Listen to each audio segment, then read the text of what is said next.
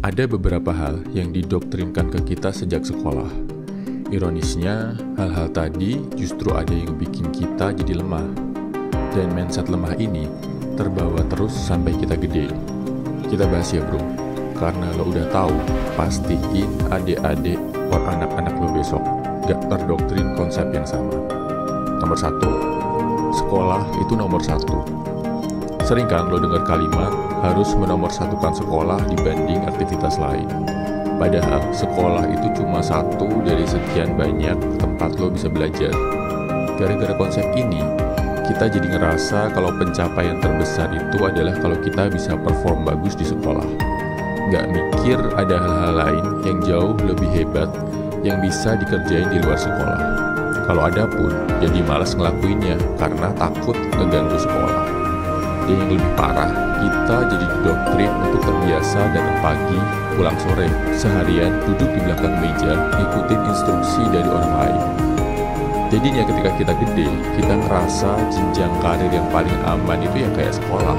Datang pagi, pulang sore, duduk di belakang meja. Nomor 2, meminta itu hal yang gak baik.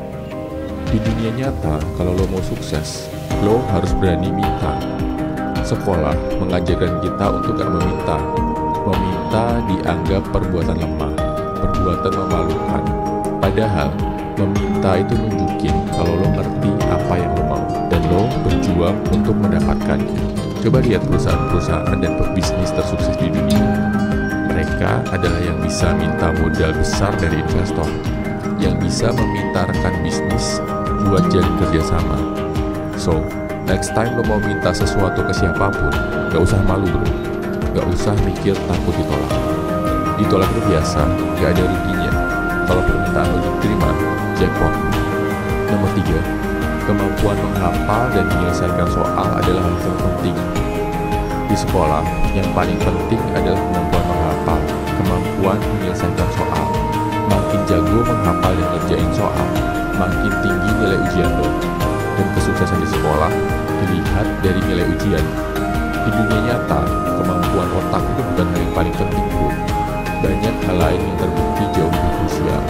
Misal, kekuatan mental, kemampuan untuk berjuang di tengah kesulitan, kemampuan untuk berkorban dan menahan diri, kemampuan untuk tetap jaga karakter dan kejujuran di tengah godaan, kemampuan untuk tetap menjadi manusia baik di tengah dunia yang jahat.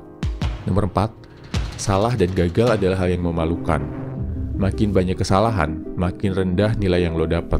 Dan ingat bro, momen-momen di mana lo atau temen lo dipermalukan, dihukum di depan kelas karena bikin kesalahan.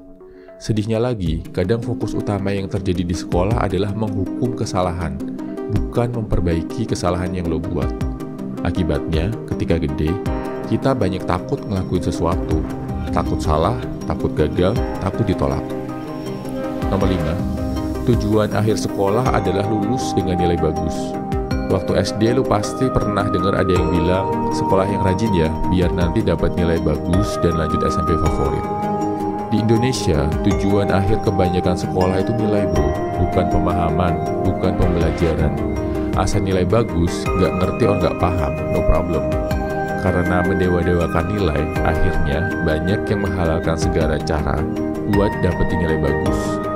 Ada yang nyontek, ada yang nyogok, bahkan ada sekolah yang bagi-bagi bocoran biar siswanya lulus. Hal ini nih yang bikin banyak orang di Indonesia gak bisa bahasa Inggris. Padahal belajar bahasa Inggris sudah 9 tahun, dari kelas 3 SD sampai kelas 12 SMA. Hal ini juga yang bikin banyak koruptor, karena udah dikondisikan untuk main curang sejak sekolah. Banyak kasus hamil di luar nikah. Padahal udah dijelasin tentang sistem reproduksi di pelajaran biologi dengan jelas. Oke bro, mari kita berharap sistem pendidikan di negara kita bisa lebih baik lagi. Dan karena lo udah tahu beberapa hal yang gak bagus, segera tinggalkan ya bro. Semangat!